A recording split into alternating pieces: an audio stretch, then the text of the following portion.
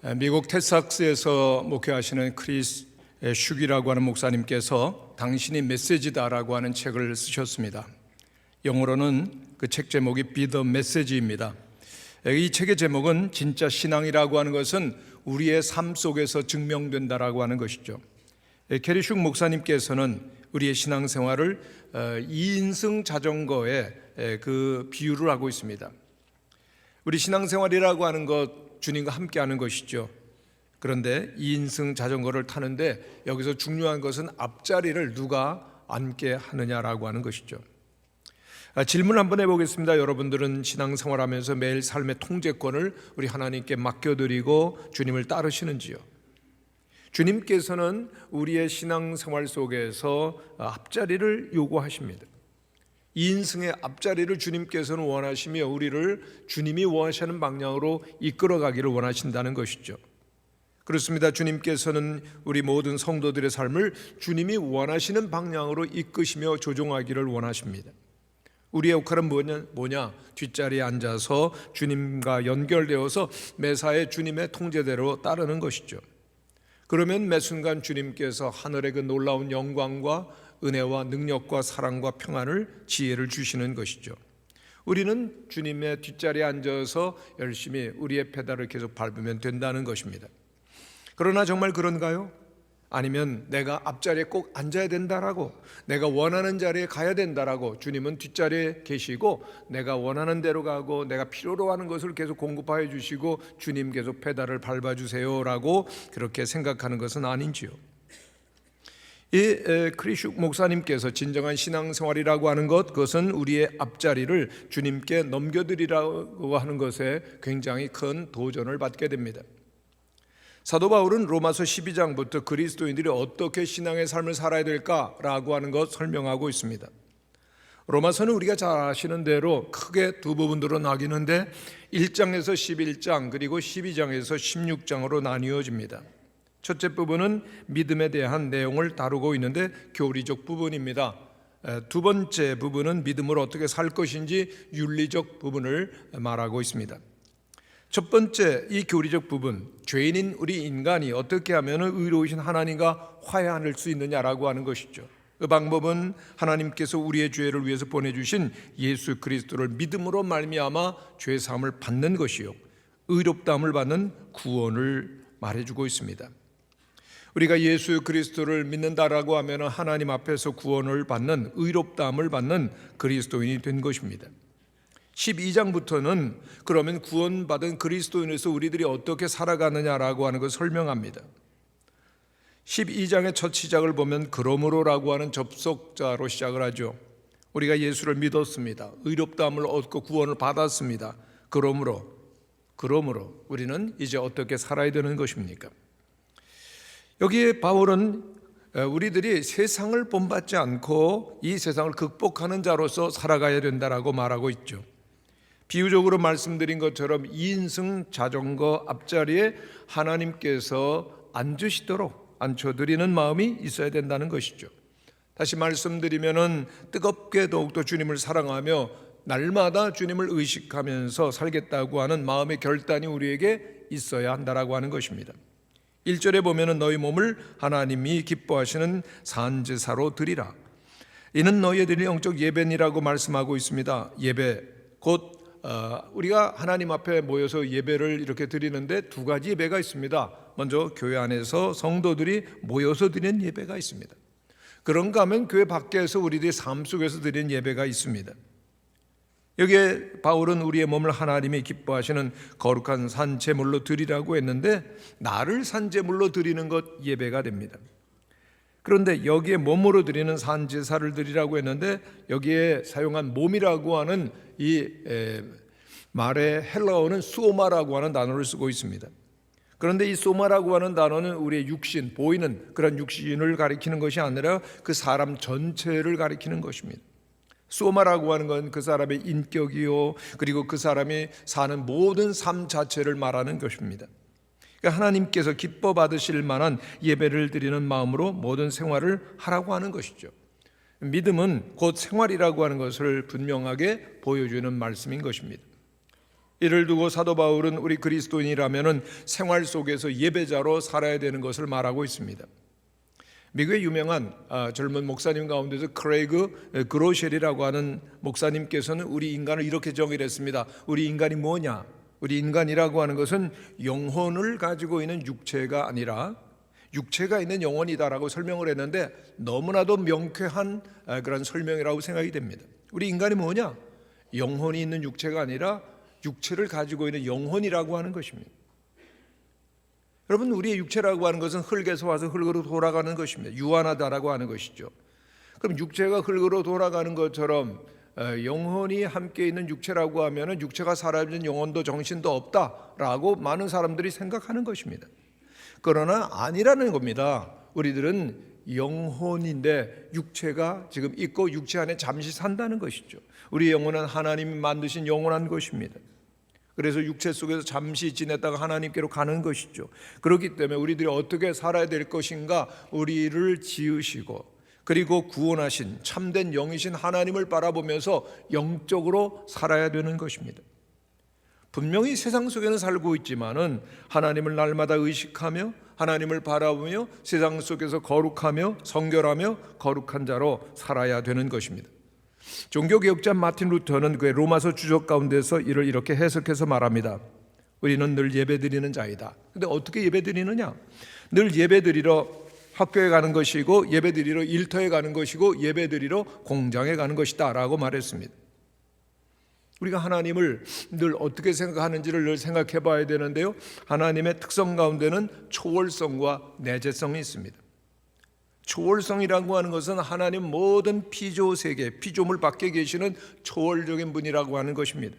내재성이라고 하는 것은 그러나 동시에 하나님께서는 피조세계, 피조물 가운데도 함께 계시다라고 하는 분이죠.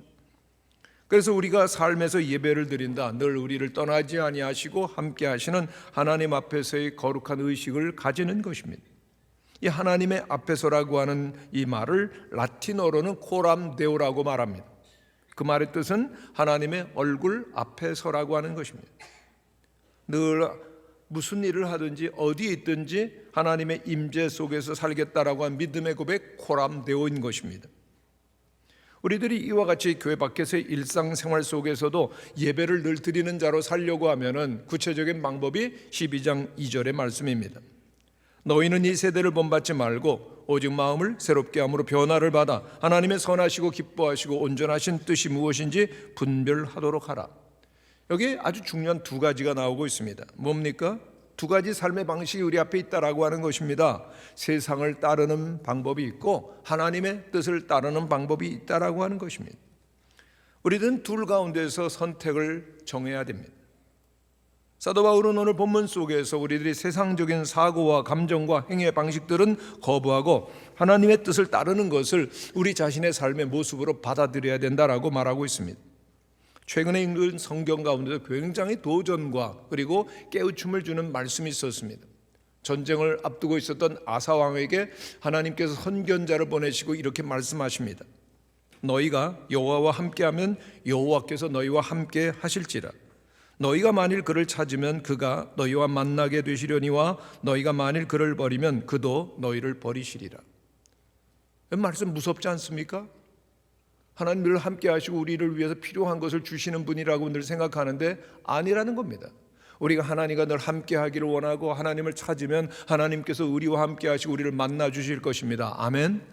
그러나 하나님 또한 말씀하시면 너희가 나를 버리면, 우리가 하나님께 무관심하고 하나님을 잊어버리고 하나님의 뜻보다는 내 뜻과 세상 뜻을 찾으면 하나님 뭐라고 말씀하시죠? 나도 너희를 버리리라 그랬습니다. 오늘 우리들의 삶은 늘 우리들이 선택하는 겁니다. 하나님 아니면 세상, 둘 중에 하나를 택하는 싸움이 있습니다. 철로 역정에 보면은 기독교가 천성을 향해서 가는 험한 순례 여정이 나옵니다. 계속적인 여러 시험과 여러 가지 역경과 그리고 싸움이 나오는데 그 중에 아볼루온이라고 하는 악령과 싸우는 장면이 나옵니다. 그런데 그 아볼루온이 기독교에게 이렇게 말합니다. 온 땅과 세상은 다 내게 속했다. 내가 왕이고 내가 신이다. 감히 임금을 배반하고 달아나겠다고 어디를 가려고 하느냐? 겁을 막 줍니다. 그러자 기독도가 그 아볼루온 악령에게 이렇게 말합니다. 내가 내 놈이 판치는 이 땅에서 태어난 건 사실이다. 그러나 하지만 너를 섬기는 것은 너무나 고달픈 일이었다. 네가 나에게 주는 그 기쁨과 품삯이라고 하는 것은 결국은 죽음이었다. 나는 참으로 인간답게 사는 길을 찾았고 이미 나는 다른 분께 나를 드렸다. 왕의 왕께 바친 몸이 되었으니 어떻게 내 밑으로 되돌아가겠느냐. 그리고 아볼로온 그 악령과 그 기독도의 치열한 싸움이 계속됩니다. 아볼로온도 상처를 입고 기독도도 상처를 입지만 기독도는 포기하지 않습니다. 그런데 그 싸움이 어떻게 끝나는가 하면요, 기독도가 마지막으로 하나님의 말씀을 이렇게 외쳤던 것입니다. 이 모든 일에 우리를 사랑하시는 이로 말미암아 우리가 넉넉히 이기느니라. 한번 같이 읽어보시면 좋겠습니다. 시작. 이 모든 일에 우리를 사랑하시는 이로 말미암아 우리가 넉넉히 이기느니라. 이 말씀을 힘있게 외치자 악령 그 아볼루온은 용의 날개를 펄럭펄럭거리면서 날아가 버리고 다시는 모습을 드러내지 않았다라고 철로 역정은 말을 하고 있습니다. 우리가 구원받은 그리스도인입니다. 하나님의 사람들입니다. 오직 거룩한 성도로서의 삶을 살아갈 때만 우리에게 진정한 새로운 삶이 있다라고 하는 것이죠. 여러분, 우리는 정말 하나님의 사람으로 만족하며 행복하게 지내는지를 우리 물어야 됩니다. 2015년도 영국 레가툼 연구소에서 세계 번영 지수 조사를 했습니다. 우리나라가 얼마나 살기 좋은 나라일까? 세계에서 28위였습니다. 그 2년 전보다는 25위에서 3위가 떨어진 겁니다. 그렇지만 여전히 세계에서 번영 지수가 높은 소위 잘 사는 나라가 우리 대한민국입니다. 그런데 그 잘 사는 나라 만족하며 행복하게 국민들은 살고 있느냐? 다른 문제였습니다. 한국 일보에서 인용한 보도에 보면은 한국인들은 삶의 만족도가 매우 낮았습니다. 우리 국민들이 느끼는 삶의 질의 만족도가 같은 아시아 국가 국민들의 체감 지수보다 훨씬 낮았습니다. 여론조사 기관 갤럽이 135개 국가에서 삶의 질 만족도 지수 순위를 조사해서 발표를 해보았습니다. 어땠을까요?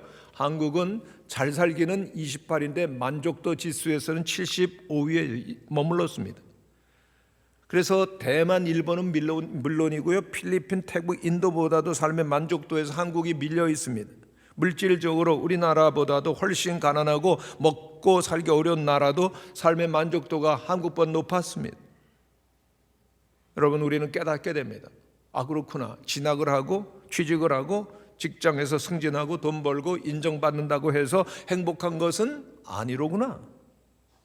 여러분, 우리나라 사람들은 특별히 경쟁의식이 매우 강하고 열등감이 심한데 바로 그것이 문제입니다. 우리는 열심히 살고 치열하게 살아서 잘 살 수 있는 것 같은데 우리는 행복하지 못하고 영혼은 계속 기쁨을 잃어버리고 만족하지 못할 수가 있다라고 하는 것입니다. 우리들의 상처받고 시든 영혼들은 날마다 내 안에서 신음할 수도 있다라고 하는 것입니다. 성도 여러분, 내가 많은 것을 누리고 그리고 많은 것을 소유했고 아는데도 일상의 기쁨을 잃었다. 그렇다면 인생의 표지판을 우리는 점검해 봐야 됩니다. 나는 지금 바른 방향으로 가고 있는가라고 하는 것입니다. 진정한 기쁨과 그리고 만족이 우리 안에 회복되지 아니하면 안 될 것입니다. 성도 여러분, 우리들은 눈에 보이는 것으로는 만족할 수 없는 영을 가지고 있는 존재들입니다. 그러므로 차원이 높은 본질 가운데서만 우리는 진정한 만족을 경험하는 것입니다. 그런데 세상 사람들은 어떻게 삽니까? 이 세대를 보면은 이 세상에서 행복하기 위해서 사람들은 지식이 있어야 돼 그럽니다. 그래서 자식들을 열심히 공부를 시킵니다. 그리고 학교에 보내는 것으로도 만족지 못해가지고 학원에 보냅니다. 성공해라, 지식을 가져라. 그러나 자녀들은 실상은 신음하고 원망하고 불평으로 가득 차 있고 성적 때문에 자살도 하는 것입니다. 또 사람들은 세상의 쾌락으로 우리들이 만족할 수 있다라고 생각합니다. 그러나 쾌락은 잠시의 기쁨을 주지만 사라지고 나면 허무하고 그리고 또한 우리를 배신하는 것이 쾌락입니다. 또 사람들은 열심히 일해야지 일의 성취를 통해서 만족과 행복을 구하려고 합니다. 그래서 우리 한국인들 가운데서 얼마나 많은 사람들이 일 중독에 빠져 있는지 모릅니다. 잠시라도 손에서 일이 없으면 불안해요. 그래서 휴식을 누리지 못하고 안식까지 못한다면 중독에 빠져 있는 것입니다. 일 중독이죠. 한국이 해방된 다음에 한국 사회는 정말 많이 발전하고 풍요로워졌습니다. 열심히 일한 아버지들의 몫이 큽니다. 사회는 발전했고 부도 쌓았지만은 그에 따른 불행과 아픔이 얼마나 큰지 모릅니다. 우리 많은 한국의 사람들이 일 중독에 빠졌고 가정과 자신의 내면과 영혼이 황폐해지는 것을 그대로 내버려 두었기 때문입니다. 또 목회자들 가운데도 그런 사람들을 볼 수가 있습니다. 움직이지 아니하면 불안한 것입니다. 무슨 일을 해야만 즐겁고 뭔가 이루어지는 것처럼 착각하는 것입니다. 깊은 고독과 고요함 속에서 하나님의 음성을 듣고 그리고 하나님께서 주시는 내면의 영혼을 기쁨을 누리지 못하고 있는 것이라고 하는 것이죠. 그것은 바로 이 세상적인 성취욕으로 만족하려고 하는 덫에 빠져 있는 것을 말하는 것입니다. 하나님 없이도 행복하려는 겁니다. 이 인생 자전거의 앞자리에 내가 앉아있는 결과 때문인 것입니다. 그리고 세상적인 것들로 나의 뜻과 나의 의지로서 모든 것을 채우려고 세상적인 것으로 많이 행복하려고 하는 데서부터 우리들은 불행의 길을 접어드는 것입니다. 이런 대표적인 성경의 인물이 소돔과 고모라에서 유지로 살았던 롯입니다. 그 롯이 성경의 기록에 보면 성문에 앉았다고 그랬는데요, 그 사회에서 유지가 되었다는 얘기입니다. 소위 성공했다는 얘기죠. 그런데 신약 성경을 보면 롯의 이와 같은 인생을 한 줄로 이렇게 표현하고 있습니다. 날마다 저 불법한 행실을 보고 들음으로 그 의로운 심령이 상하니라. 의로웠던 경건한 롯이었습니다마는 그러나 음란하고 그리고 또한 패역한 도시 소돔과 고모라 성에서 계속해서 살면서 상처를 받습니다. 고통을 받습니다. 겉으로 보면은 멋있는 도시, 풍요로운 도시 소돔 고모라에서 사는데 겉으로 보면은 화려하죠. 그러나 속은 썩었다는 얘기입니다. 행복해 보이지만은 만족할 것 같지만 행복하지 않고 또한 만족이 없었다는 것입니다. 성도 여러분, 오늘 우리들도 마찬가지입니다. 열심히 살고 뭔가를 이루었다라고 생각하지만은 우리의 영혼의 고통과 슬픔과 신음소리는 외면하고 그냥 허무한 이 세상의 행복에 집착하고 있다면 우리들도 과히 다르지 않은 것입니다. 어떻게 행복을 합니까? 행복을 다시금 회복할 수가 있습니까? 그것은 오직 한 가지 길입니다. 하나님과 함께하는 인생을 시작할 때만 행복은 있습니다. 창세기 12장에 보면은 고향을 떠나 새로운 미래를 향해서 나갔던 믿음의 조상 아브라함이 등장합니다. 하나님께서 어느 날 아브라함을 찾아서 너는 너의 본토 친척 아비 집을 떠나서 내가 내게 지시하는 곳으로 가라, 떠날 것을 말씀하시죠. 그리고 2절에 보면 하나님께서 그 아브라함에게 약속하십니다. 내가 너로 큰 민족을 이루고 내게 복을 주어 내 이름을 창대케 하리니 너는 복이 될지라. 하나님께서는 복을 주시겠다고 말씀하십니다. 누구에게? 하나님과 동행하는 자에게. 그런데 하나님께서 주시는 그 복은 세상의 복과는 차원이 다른 것입니다. 오늘 이 세상의 모습을 우리들이 벌거놓고 그냥 얘기하면 뭐라고 말할 수가 있습니까? 꽤 멋있어 보이는데 속을 들여다보면 음란합니다. 그리고 어둡습니다. 포악합니다. 날이 갈수록 끔찍한 죄들이 계속해서 일어나는 것을 보게 되어집니다. 세계도 죄에 굶주리고 탄압받는 사람들이 많아지고 기본적인 생존권도 보호받지 못하고 행복을 추구할 생각을 못하는 사람들 많아져 갑니다. 아무리 경제가 발전하고 돈이 많아도 행복할 수 없음을 경험합니다. 그런데 이러한 세상을 지배하고 있는 한 가지 그 기본 논리가 있는데 진화론이죠. 진화론의 그 밑바닥에는 사람은 원래 선한 것이야, 노력하면 사람은 더 선해지고 세상은 더 좋아져서 유토피아가 될 것이야 라고 하는 사상이 짙게 깔려져 있습니다. 그런데 이러한 진화론이 정치와 경제와 그리고 과학과 교육 등에 너무나도 큰 영향을 미치고 있습니다. 진화론이 정치에 영향을 미치니까 공산주의 같은 혁명 정치 사상이 일어나는 것을 보게 됩니다. 이 진화론이 교육에 영향을 미치니까 학생들의 마음속에서 살아계신 하나님에 대한 믿음과 말씀이 다 사라져 버립니다. 이 진화론이 교육에 그 과학에 미치니 이 과학자들의 마음속에는 과학 만능주의에 빠져서 과학을 얼마든지 생명도 연장하고 그리고 인간의 행복을 찾을 수 있다, 유토피아를 만든다라고 하는 교만한 마음들이 고개를 들고 있습니다. 이렇게 이 세상 가운데 소망을 두고 되니까 이 쾌락주의로서 인간의 행복을 찾겠다라고 하는 그 사람들이 점점 많아지는 것입니다. 근데 오늘 우리가 경험하는 세상은 어떻습니까? 더 악해지고 더 불행해지고 더 비참하게 바뀌어가는 것이죠. 하나님께서는 성경 가운데 놀라운 역사를 이루셨습니다.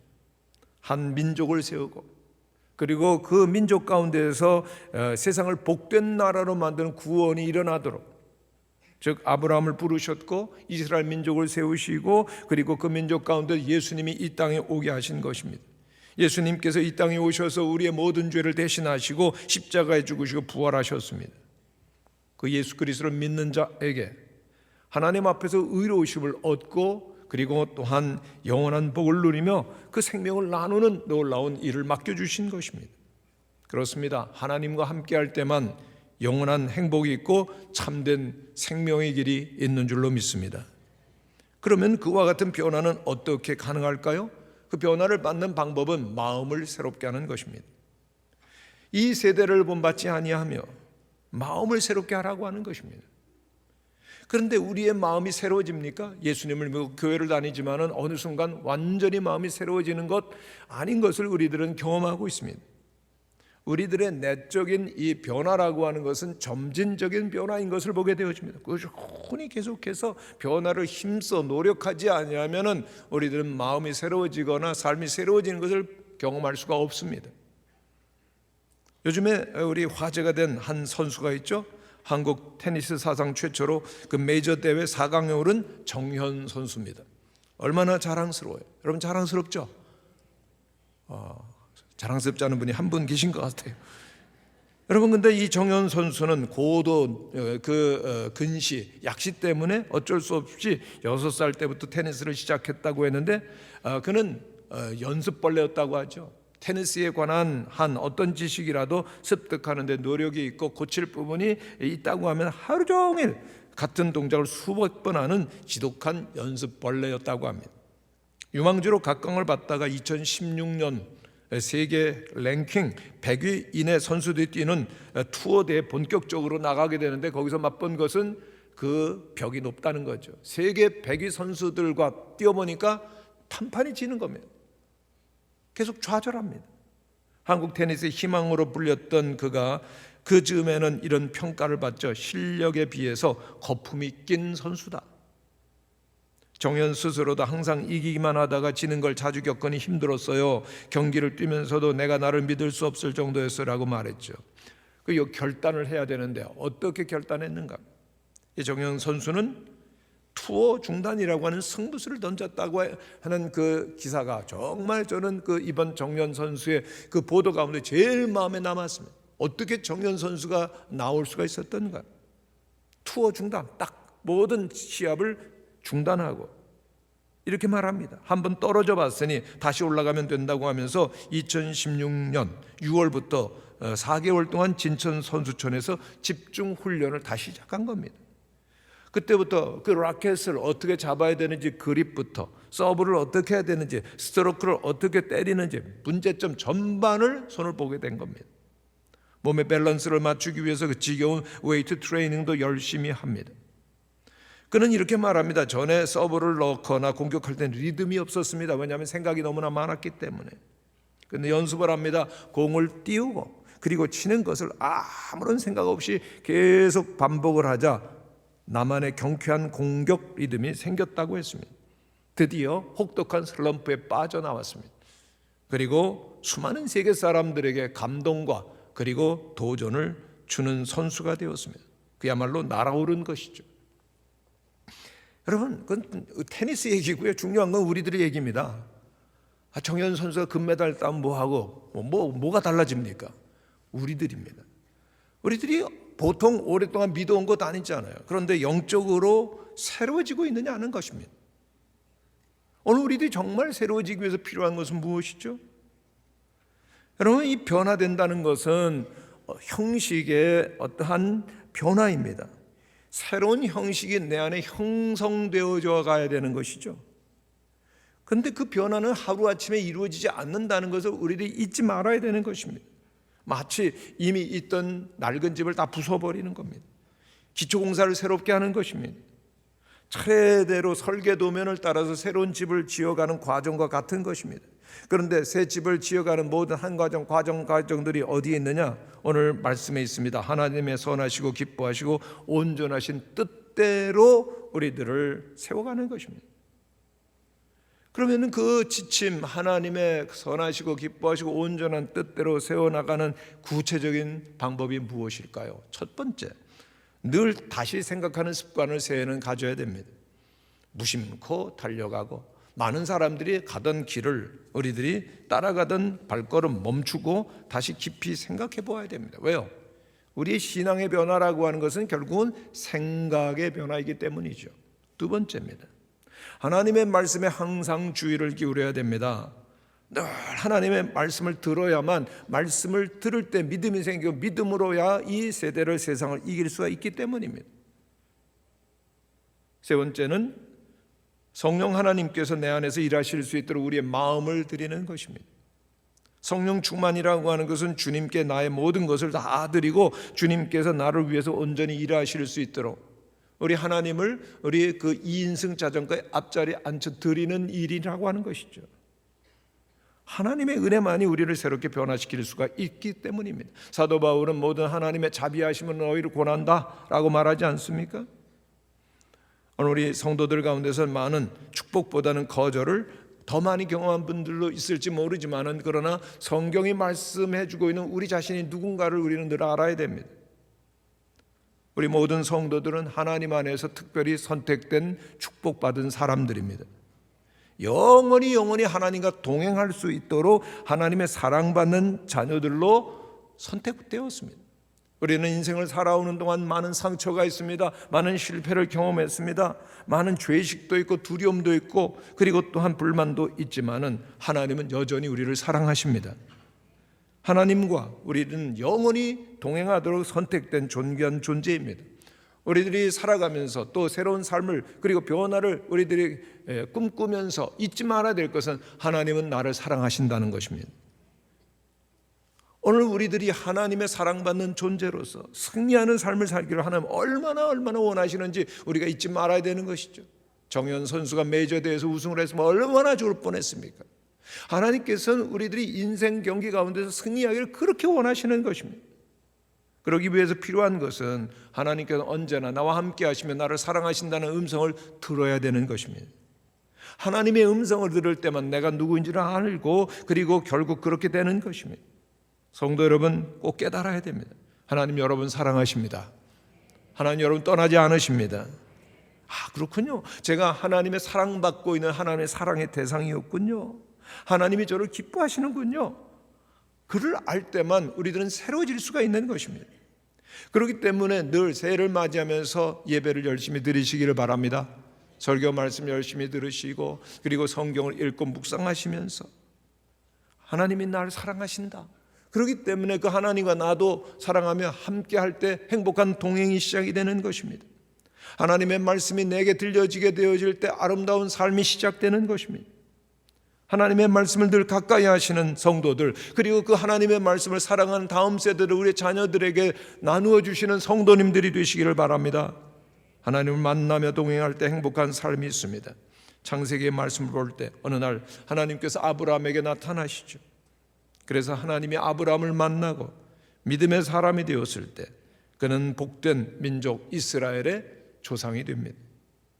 오늘 우리들도 새해를 맞이하면서 하나님을 만나시고 하나님과 동행하고 그리고 또 한 말씀을 따라 살고 그 삶을 우리의 후손들에게 남겨주게 되시기를 축원합니다.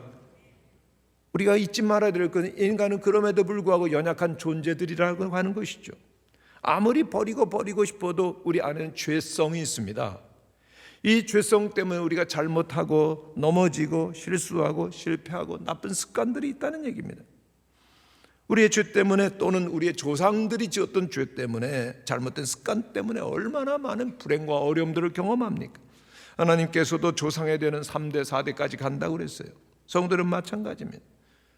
오늘 우리가 하나님을 만나서 하나님 앞에서 변화되고 하나님의 말씀대로 살아가지 못한다면은 우리 자신은 물론이고 우리의 후손들까지도 그 불행과 고난을 유산으로 물려받게 된다라고 하는 것입니다.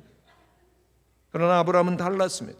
모든 만물을 지으신 창조자 하나님을 만났고 하나님과 동행했을 때 아브라함과 이삭과 야곱과 요셉이 이르러서 얼마나 큰 복이 3, 4대에 걸쳐서 이루어집니까? 성도 여러분, 이런 축복이 우리들 가운데도 있게 되시기를 바랍니다. 하나님과 함께하는, 하나님을 우리의 삶의 앞자리에 앉게 해드리는 그러한 선택과 결단, 온전히 하나님의 뜻을 따라 살아가는 이 세대를 본받지 않으면 말씀대로 살아가는 은혜가 우리 모두에게 있게 되시기를 간절히 축원합니다. 용문에 가면은 교회가 있는데 교회 이름이 용문교회입니다. 우리 서울로에 소속되어 있는 교회인데요, 그 용문교회 권사님이 하시는 쌈밥집이 있습니다. 용문 쪽에 하시면 한번 많은 분들이 아시고 또 들르기도 하는데요, 원래 이 권사님은 쌈 농장을 하셨대요. 근데 쌈 농사를 지어서는 수입이 별로 안 되기 때문에 그 쌈밥 집을 경영을 하셨는데 계속해서 사업을 하시면서 망하게 된 거예요. 잘 되니까는 그 집에서 나가라고 쫓아내더라는 거예요. 그래서 완전히 망하고 신용 불량자가 되어서 다들 성도들이 안타까워하는데 어렵게 지금 하고 있는 장소에서 그 쌈밥집을 하게 되었습니다. 이 사정을 아는 여러 성도들이 얼마나 안타까웠겠어요. 50명이 가서 개업 예배를 드리게 되었다고 합니다. 그런데 모든 이 권사님의 사정을 아시는 목사님께서 정말 마음에 감동이 되는 거죠. 어떻게 해서든지 이 권사님이 일어나기를 원하는 마음 없었겠습니까? 그래서 눈물로 그렇게 예배를 드리고 그리고 설교를 하시는데 이렇게 하셨다는 겁니다. 권사님, 한번 생각해 보세요.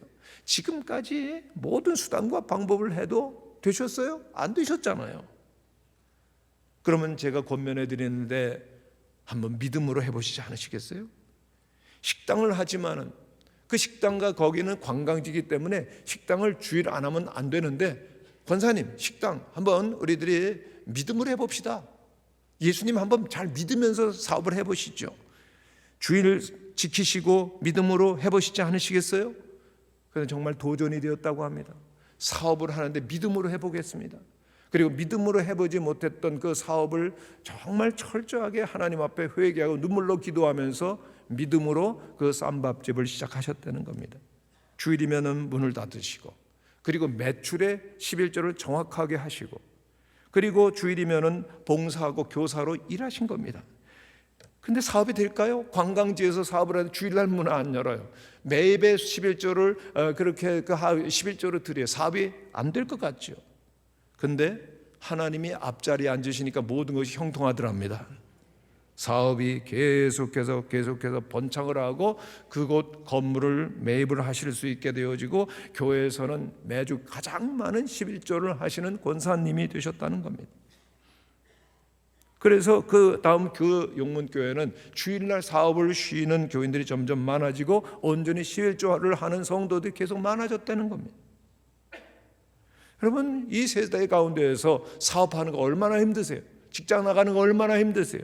일하는 거 얼마나 힘드세요? 그런데도 내가 철저히 하나님께 주일을 지키리라, 예배하리라, 나는 철저히 11조를 하리라, 하나님을 나의 그 삶의 앞자리에 앉게 해드리겠다라고 하신다면은 하나님이 우리의 일을 해주시는 거죠. 아브라함의 축복, 권사님의 축복, 하나님의 앞자리에 계셨을 때 하나님이 주셨던 축복인 것입니다. 아브라함과 그 권사님의 축복이 오늘 우리 모든 성도들의 축복이 되시기를 간절히 축원합니다. 그 축복이 보통 축복이 아닙니다. 세상에서만 잘 되는 것 아니에요. 영원히 하나님 나라에서 누리는 축복이 임하시는 것을 믿으시기를 바랍니다. 성도 여러분, 여러분들이 변화되고 새로운 삶이 되기를 원하신다면 새 영원하신 하나님을 만나고 하나님과 동행하시는 은혜가 있게 되시기를 바랍니다. 예수 그리스도를 믿고 죄 사함을 받고 영원한 생명을 누리고, 그리고 천국의 시민권을 받아서 영원한 미래의 소망을 가지고 오늘을 살아갈 때 하나님께서 이 땅에서도 잘 되게 하시고 영원한 축복을 주시는 줄로 믿습니다. 성도 여러분, 변화를 원하십니까? 아멘 소리가 많이 작습니다. 그럼 변화되기를 원하세요? 우리에게 있어서 변화가 어떻게 일어나는가를 우리는 알아야 되는데요, 어떤 사물을 계속 보게 되면 그 사물의 영상이 우리 망막에 딱 새겨집니다. 그것을 바라보는 동안 가장 강하게 우리의 망막에, 그리고 그 인상이 마음에 남고 무슨 결정을 할 때 그 마음에 있는 것을 따라서 결정을 하는 거예요. 그런데 우리가 다른 것을 바라봅니다. 그러면 이미 새겨 지었던 그 인상 점점 희미해지고 사라지고 지워지고 그리고 새로운 것으로 채워지게 되는 것입니다. 그렇기 때문에 우리의 마음에 무엇을 새겨두느냐에 따라서 우리의 삶이 변화되는 것입니다. 우리의 마음의 변화를 이루어가는 그 마음의 상태를 그렇기 때문에 잘 만들어 두어야 됩니다. 갈라디아서 5장 16절 말씀입니다. 성령을 따라 행하라. 그리하면 육체의 욕심을 이루지 아니하리라. 이 세대를 본받지 않는 가장 중요한 길은 하나님의 선하시고 온전하시고 기뻐하신 뜻을 분별하면서 마음속에 말씀을 두는 것이죠. 갈라디아서 6장 8절입니다. 성령을 위하여 심는 자는 성령으로부터 영생을 거두리라. 이런 비유가 있습니다. 우리의 마음속에는 싸움이 있다는 겁니다. 여러분 마음에 싸움이 있어요. 근데 착한 개하고 나쁜 개가 늘 싸운다는 겁니다. 근데 어떤 개가 이기느냐? 여러분들이 편을 들어주는 개가 이긴답니다. 우리의 마음속에 있는 영적인 싸움 가운데 늘 기도해야 됩니다. 하나님의 인도하심을 따라 살기를 원하신다면 이런 기도가 있어야 됩니다. 하나님, 제가 세상 편을 버리고 하나님 편에 서겠습니다. 지금 아멘 해야 되는 시간 여러분 놓쳤습니다. 한번 따라 하시기를 바랍니다. 하나님, 세상 편을 버리고 주님 편에 서겠습니다. 그때 주님 말씀하실 거예요. 나도 내 편을 택하겠노라. 그렇습니다. 우리의 삶의 방향, 세상을 향하여 많은 사람들이 가는 방향을 돌이켜서 온전히 하나님께서 주시는 말씀, 약속을 늘 들으면서 이 세대를 본받지 아니하며 하나님과 행복한 동행을 하실 때 날마다 우리들은 다른 사람에게까지 복을 주는 하나님의 자녀가 되는 것입니다. 우리들의 믿음이 필요합니다. 하나님이 한 번 시작한 일은 반드시 하나님께서 완성하신다는 것이죠. 아멘이십니까? 하나님께서 나를 구원하시고 자녀로 삼으셨으니 영원한 하나님의 나라에까지 인도하시도록 나와 함께 하실 것이라고 믿음을 가지시고 하나님과 동행하셔야 됩니다.